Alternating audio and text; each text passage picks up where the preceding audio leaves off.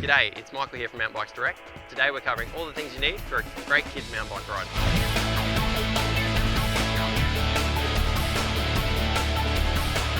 So the first thing you're going to need is a kid. Now I'd recommend someone that's really confident on a balance bike, let the tyres down, and they're ready to ride off-road on some really easy trails. So I'm going to start with a backpack. I like to use a backpack which has these straps on the side of it. I think they're used for like mounting skateboards or something like that. The benefit of that though is that it's a good bailout. So if there's like a full meltdown on the trail, which does happen from time to time, you can strap their bike to it and put them on your shoulders and you can walk out, which I find works really well. Next thing is a quality kids helmet.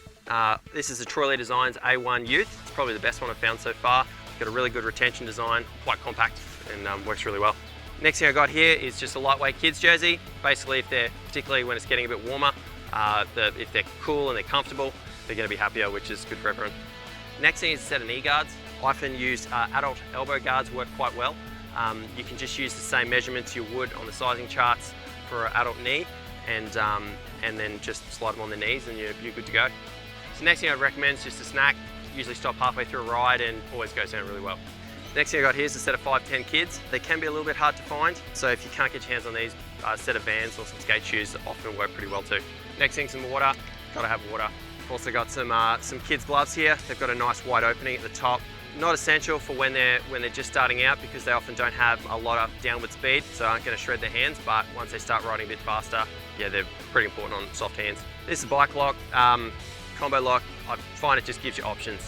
If by chance a kid hurts themselves, you need to carry them out, you can lock their bike to a tree, something like that. So yeah, just something I like to keep with me. Bandages and some Band-Aids, just in case someone has them off, trying to keep them happy.